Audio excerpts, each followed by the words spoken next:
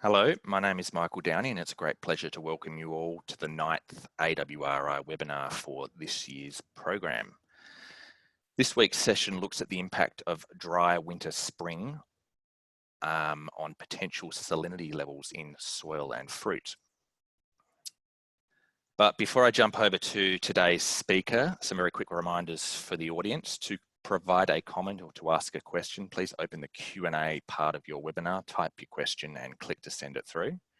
If you'd like to get involved through Twitter, please use the Twitter handle at the AWRI.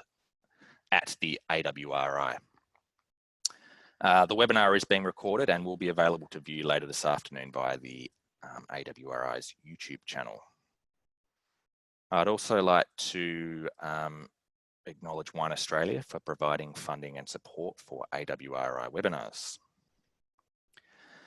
Okay, so for those that have just joined, welcome. Today's topic is salinity, practical information for growers, and it's a great pleasure to introduce today's speaker, Dr. Kerry DeGaris. As well as a part-time viticulturist role here at the AWRI, Kerry is employed with Treasury Wine Estates technical team and also chairs the Limestone Coast Grape and Wine Council Technical Subcommittee. Kerry recently completed a PhD focusing on salinity and irrigation management in grapevines, and it's fantastic to have her here today to share some insights around this topic. So enough from me, I'll hand over now to Kerry to get us started.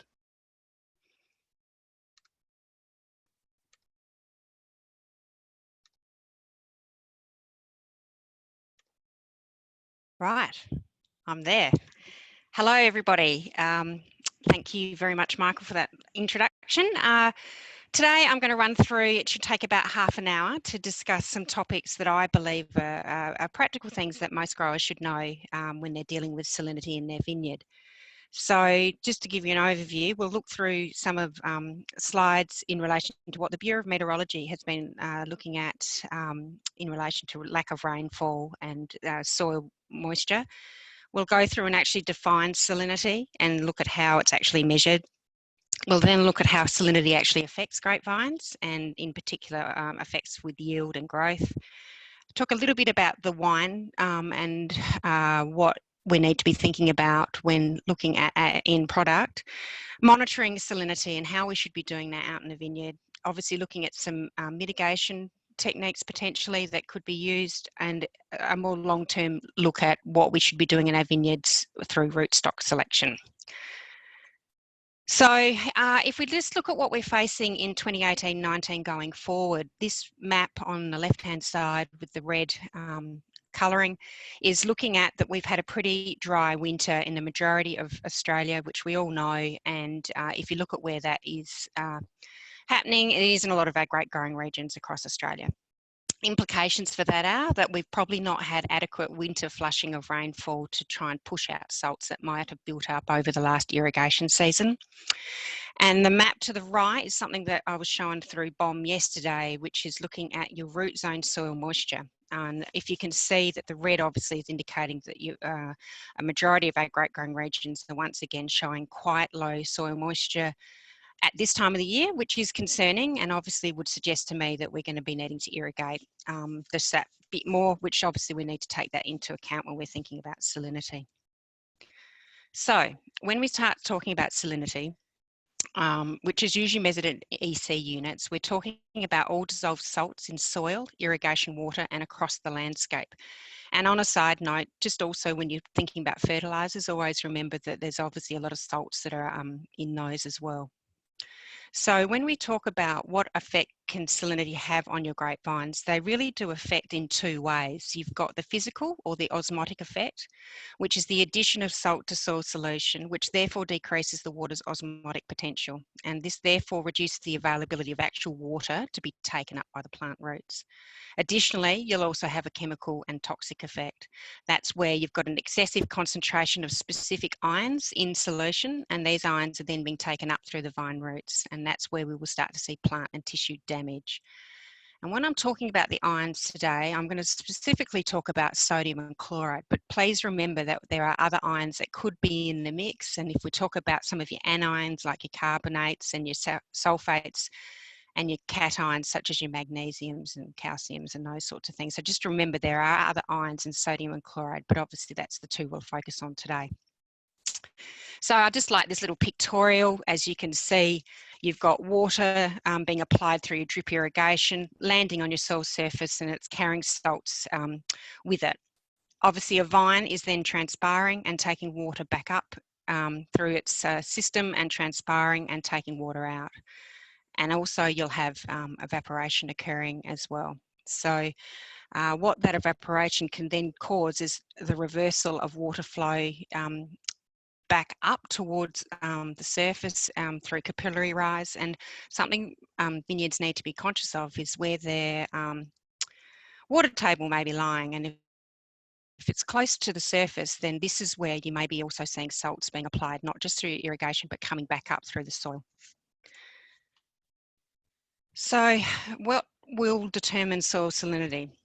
So it's the extent that ionic constituents enter the soil solution and remain available to plants, or they become fixed. And these will really be dependent on the soil characteristics that you're dealing with. So what is the texture of your soil? Is it a clay, silt, sand, or gravel? What's its structure like? Because this will obviously influence how a vine root will grow. And obviously if you've got impedance there, then obviously roots will be hindered in where they can sit. And obviously if that's at an area where you'll have salt sitting, then obviously that can obviously play a part in how well your vine can cope with salinity.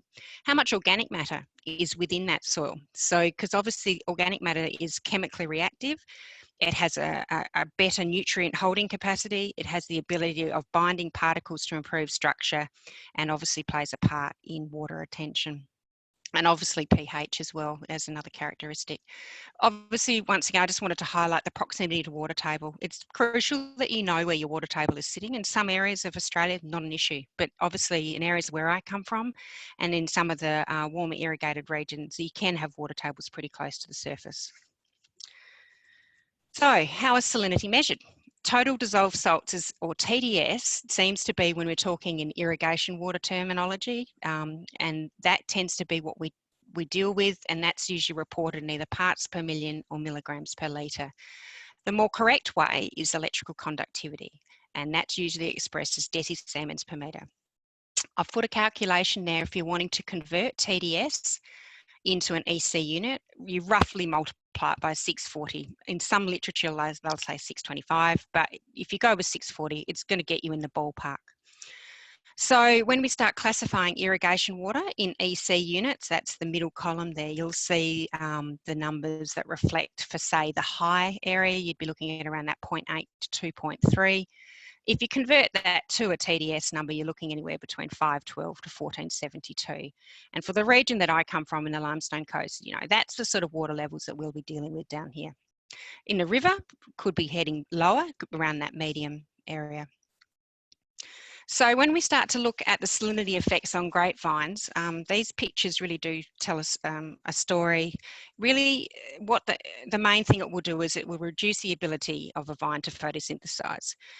And that's by just the closure of stomata and laminar concentrations of chloride, which is getting a bit technical, but if you're starting to get above that 150 millimolar, or if you want to relate it to a petiole analysis or leaf analysis, you'd be about that 0.01 grams per litre for chloride.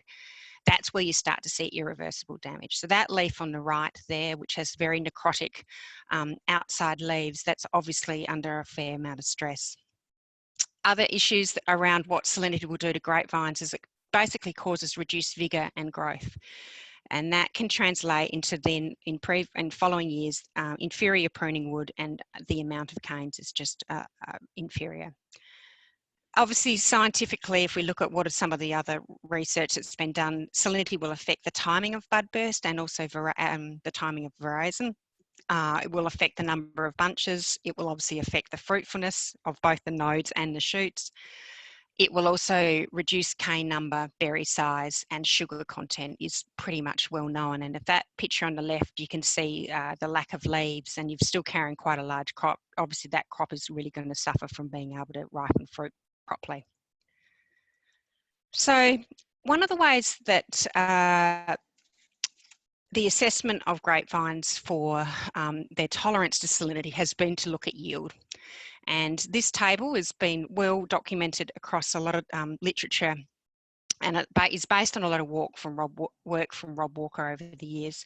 So if we look at a grape in general, you'd consider it to be moderately sensitive to salinity, and obviously own-rooted vines, and where a lot of the work for this table has come from sultanas that were grown in the warmer, hot regions, you can see that they are reporting a yield decline starting at around that 1.8 EC, and I've converted it to parts per million for those that prefer to talk in that language. There are some rootstocks that also fall into that sensitive to moderately sensitive, K5140, Chaliki. They're really the ones in that list we don't use a lot of. But luckily for us, we do have some other rootstock selections that are more tolerant to salinity, such as Ramsay, Paulson, Rogeri, Schwartzmans, and they can tolerate up to around that 3.3 EC. I'll highlight that as it was done in the river, a lot of this work, that when you start dealing with grapes in other regions, these numbers become a bit more rubbery. So when we talk about wine, you need to think about how a grape berry accumulates ions, and that first statement there, that chloride accumulates to higher concentrations in the berry of skin than sodium. So when we think about our winemaking process, the table on the right, I've tried to summarise work that's been done by Rob Walker and co. to reflect that the chloride concentration from a berry through to the wine. In the case of white wine, we always think it's about a one-to-one relationship. So whatever chloride you're getting in your berries, you're going to see that reflected in a white wine at the end. More recent work in some Chardonnay has shown it could be up to 1.7 times, so that's quite interesting. It sort of goes against what we traditionally have known. And obviously with reds, where we're fermenting on skins, that number can go from 1.7 to 2 times what you would initially find in a berry. Once again, that is reflective of the fact that most of your chloride is stored in a grape berry's skin. Sodium, we don't see that anomaly there as much. It's much more a one-for-one relationship, and that's as a result of that sodium you don't find so much in the skin. When we talk about the amount of maximum concentration of chloride permitted in Australian wine, that number of 607 milligrams per litre is pretty well known. I think most people in the game would be aware of that.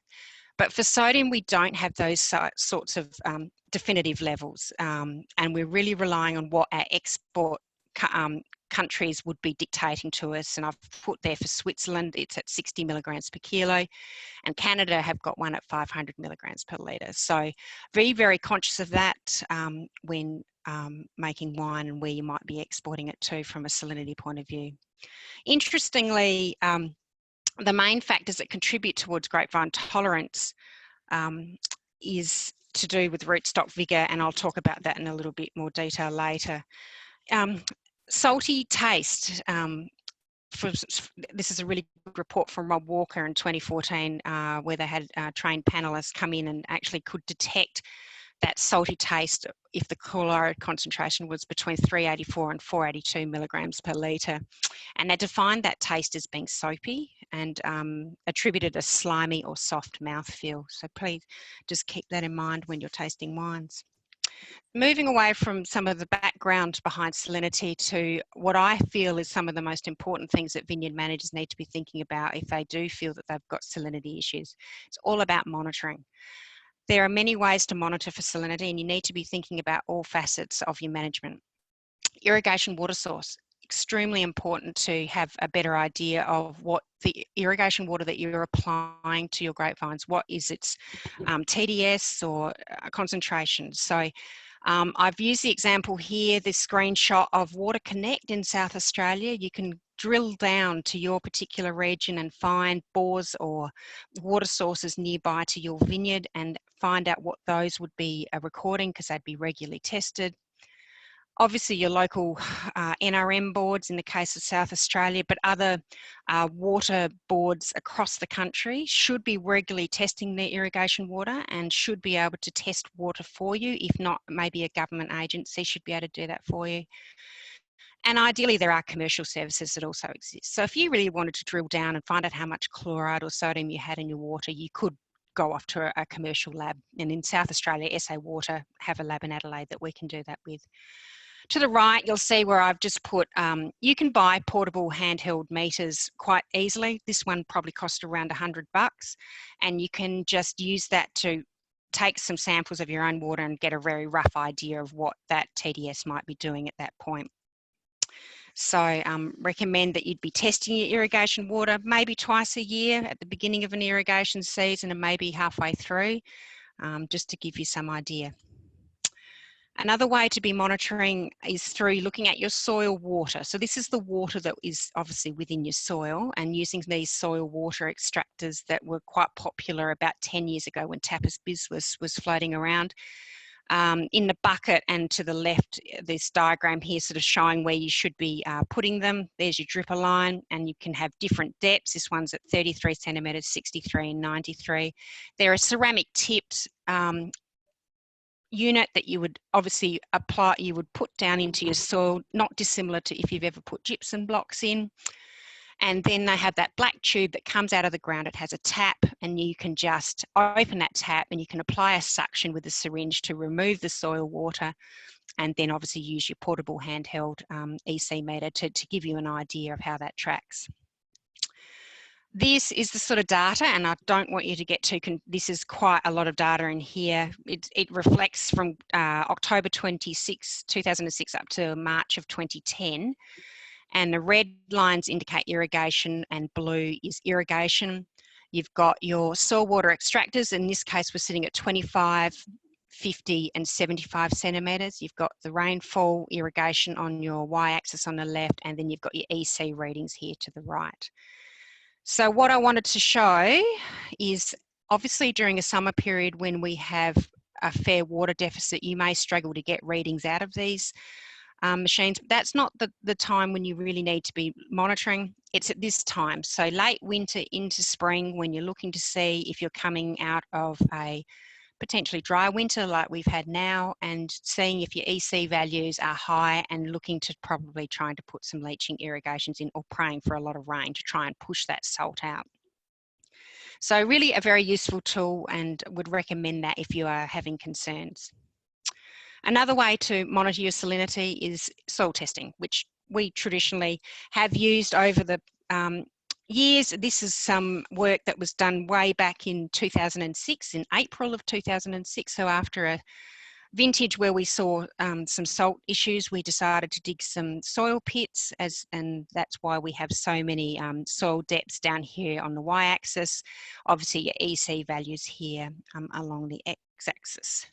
So what we're trying to demonstrate is at the different depths. Here in the red is your mid-row, and to your black is your under vine.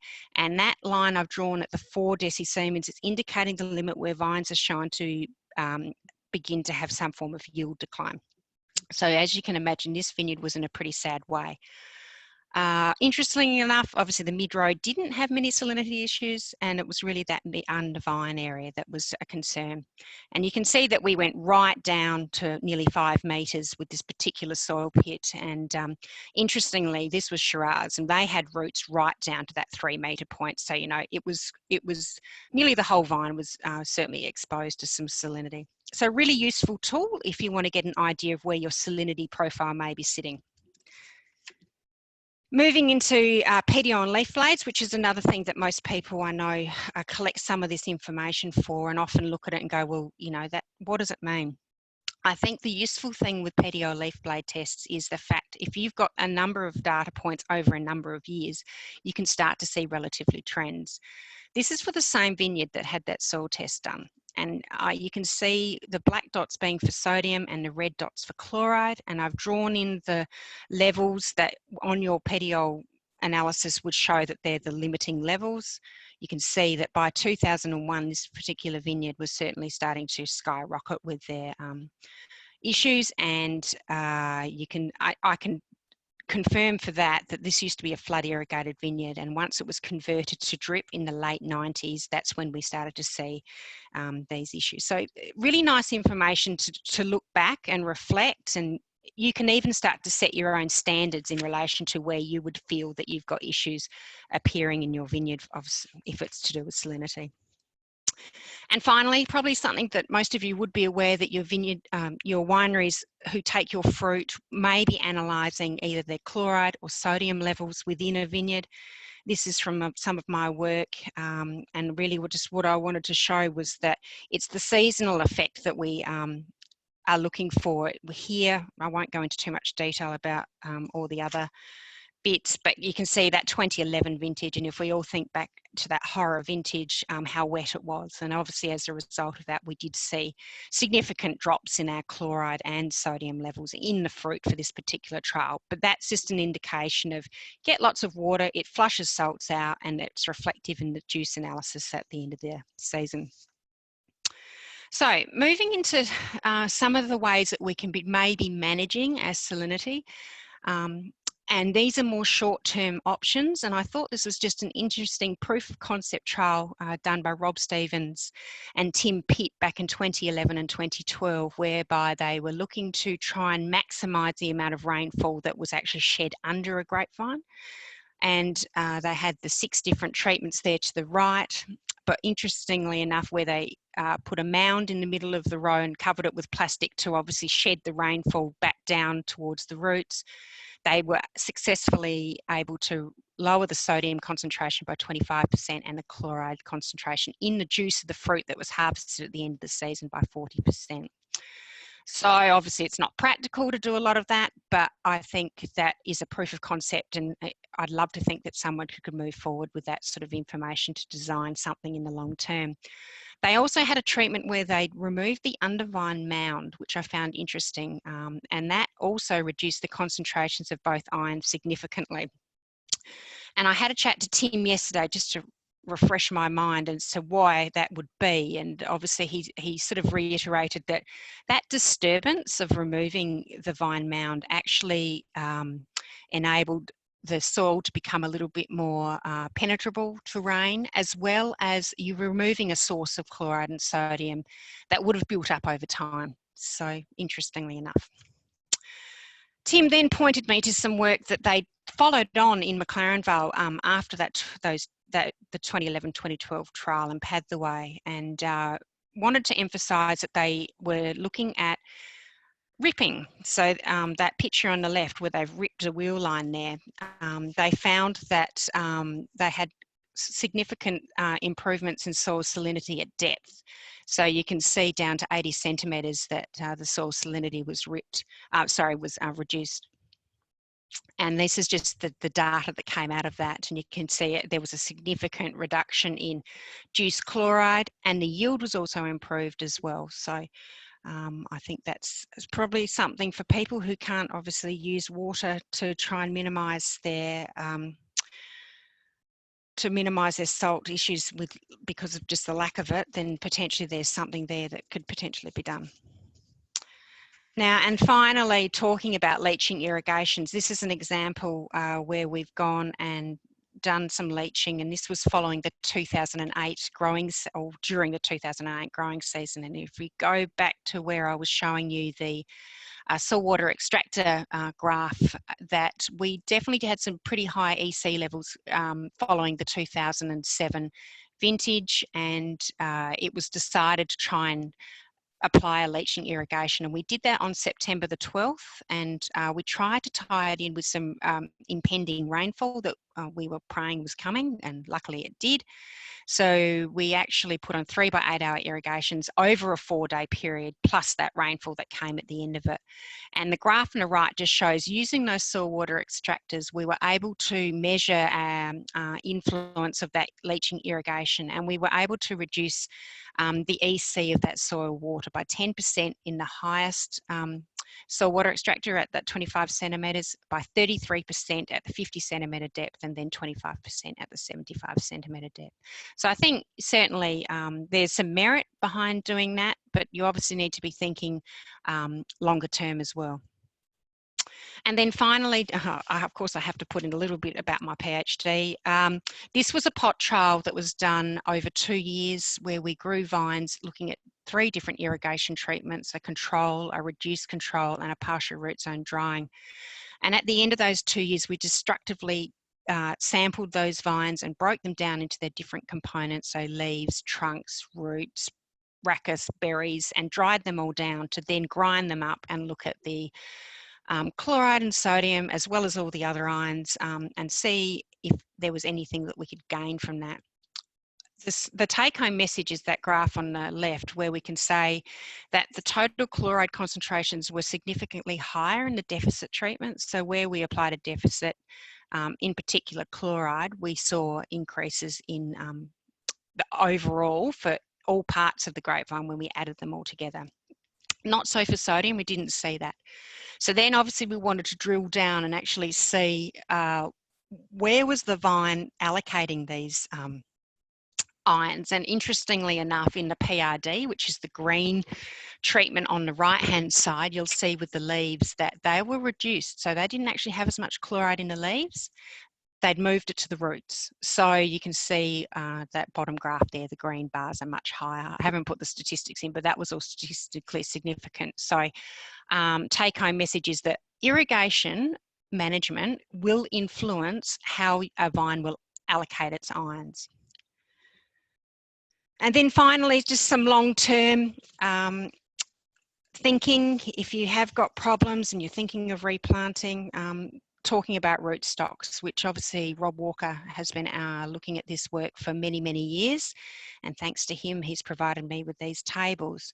So you may have heard Rob talking about the fact that he's been looking at these rootstocks for quite a few years and has found that there is some diminished capacity for chloride exclusion long term. So that table there is for Shiraz that was grown in the Murbean region, and I just want to highlight that obviously they were irrigated with some pretty medium to high irrigation water, that 2.1 decisiemens, and obviously being the Murbean region around that 7.2 megs per hectare. You can see in the later years, 2008, that irrigation water quality was better, it had lowered, and obviously they were applying half the amount of water that they had. But what that just emphasises, these were under high pressure salinity exposure. So this is where they started to see a breakdown in their capacity for exclusion. So the Ramsey, Paulson and 10114, the ones with the blue numbers, you can see how those numbers are skyrocketed by the 2008 and 9 season. So I just think you need to be conscious of that.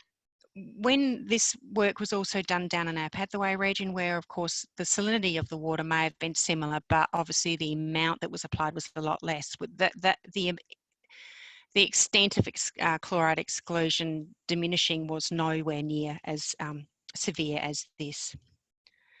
And then finally, more work done by Rob that I find quite interesting, and the use of a salinity tolerance index, which has been developed as part of this work, I think is something that going forward will help when you're selecting for rootstocks, because this particular index takes into account not just yield, which is how traditionally rootstocks have been selected. It takes into a number of factors, including leaf area index, the chloride level, the sodium concentrations of grape juice and wine colour.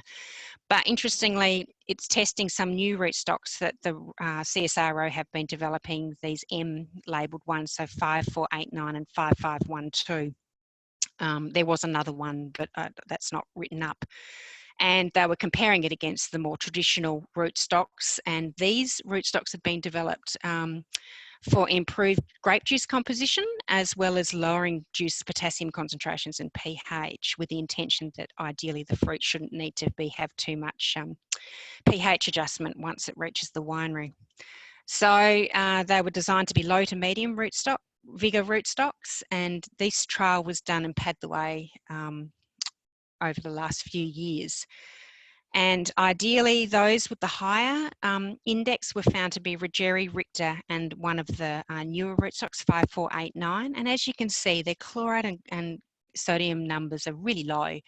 So it all bodes very well when you're selecting. But if you want to know a little bit more about it, I suggest that this index might be the way to go.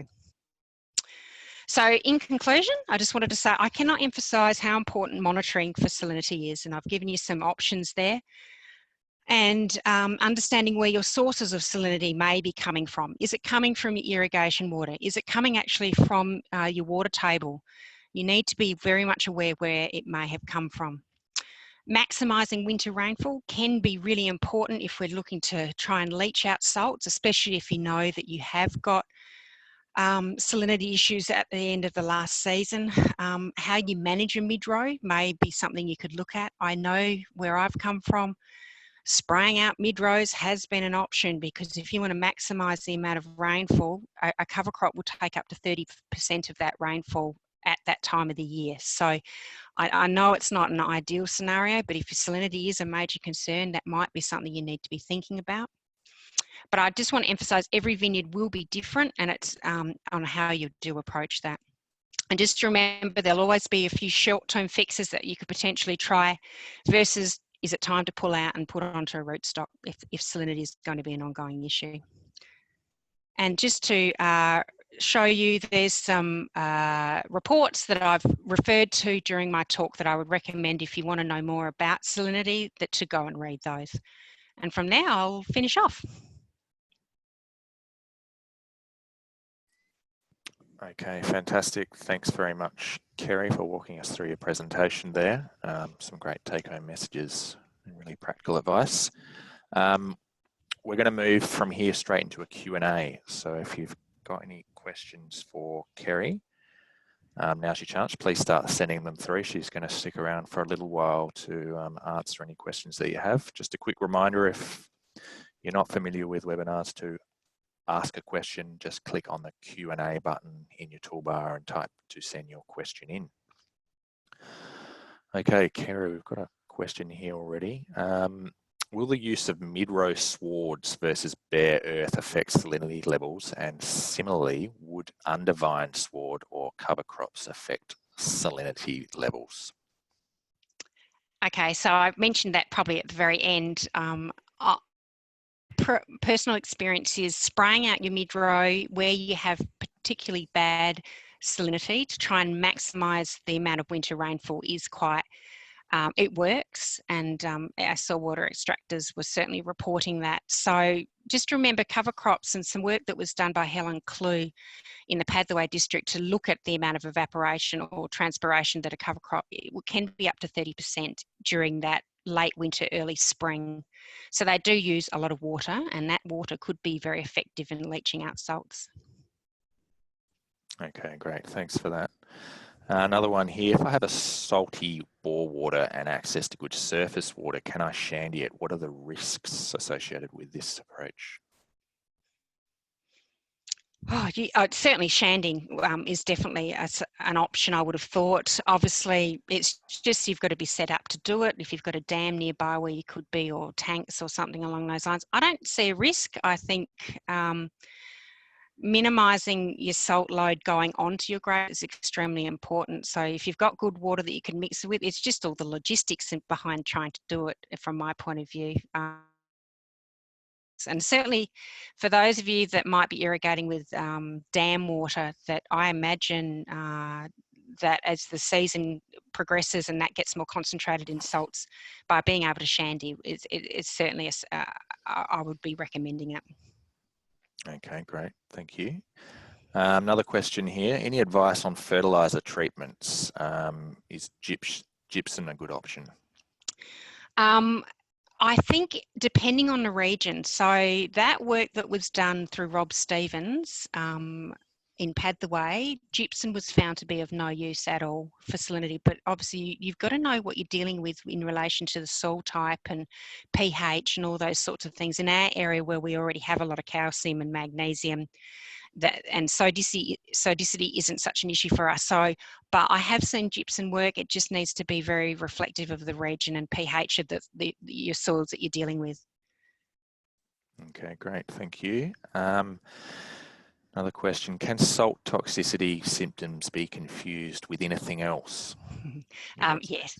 Yes, definitely. That chlorosis so sodium toxicity. Now, I didn't go into this in too much detail, but that leaf that I showed you might have noticed there was some really purple margining. early on in the season, that can often get confused, and that's when we tend to see that sodium toxicity show up down an airway, gets confused for magnesium deficiency or vice versa. So that sodium can be quite hard to, can be easily confused with other issues. And then chloride as well.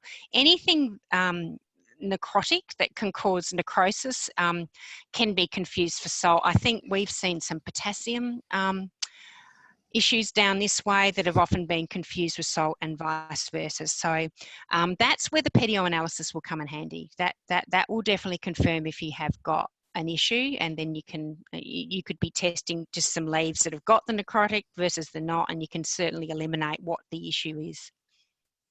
Okay. Another one here. Do you have any experience with vines under salt pressure being more susceptible to trunk diseases? Yes, I think I can, yeah. Once you've got a vine that is weakened, and if it's under a fair amount of stress, I think you could easily suggest that then makes them more susceptible to a lot of other things. And trunk diseases, Utipa, we've definitely seen that. They're just not able to cope with a lot of other stresses. Okay, great. Have you had any experience with vineyards using reverse osmosis technology for removing salt from irrigation water? I personally haven't. I think in Langhorne Creek, they've definitely used it in the past. I don't know if they still are. Obviously, the winery I was working for, we had an RO plant, but that was for the winery, not for the vineyard itself. Once again, it's great technology. It's just expensive. And once again, it's the logistics of getting it set up in your vineyard and working effectively. But if you have salinity problems, then, and I would imagine the technology's got to the point now where it would be a lot cheaper than it would have been 10 years ago. So if you've got the option to do it, and that's a feasible one, I would be suggesting it might be worth doing. Okay, and similar question here, but in relation to magnets for removing salt. Magnets, I live on a farm and we use a magnet, but not for salt, it's for iron bacteria. The magnet, jury's out, put it that way. We did some work with Nikki Harrington looking at iron bacteria and salt as well, and the future for trying to work out what exactly a magnet is doing. There may be potential there, but I still think the jury's out. Okay. Look, I think that's it, Kerry. We've run through all our questions. So unless you've got something final you want to add, I think we'll start to wrap it up. Sounds good to me. Okay, fantastic. I'd first like to extend a big thank you to Kerry for providing the content for this very informative and practical session. And I'd also like to thank you, the audience, for participating. All attendees will receive a follow-up email tomorrow with a link to the recording for this session. The next AWRI webinar is actually tomorrow. Recent weather events across a number of grape growing regions have led to some reports of downy mildew infections, particularly in SA and Victoria. So in response to these reports, the AWRI has organised a special webinar for tomorrow at 11:30 AM Australian Central Daylight Time. Barbara Hall from SARDI will review the life cycle of downy mildew and identify the key chemical and cultural strategies to control. Best practice approaches to managing botrytis infections will also be discussed. So if you'd like to register for this session, you can do so now on the AWRI website. That's enough from me. Thank you again for participating in today's session, and I look forward to seeing you at the next AWRI webinar.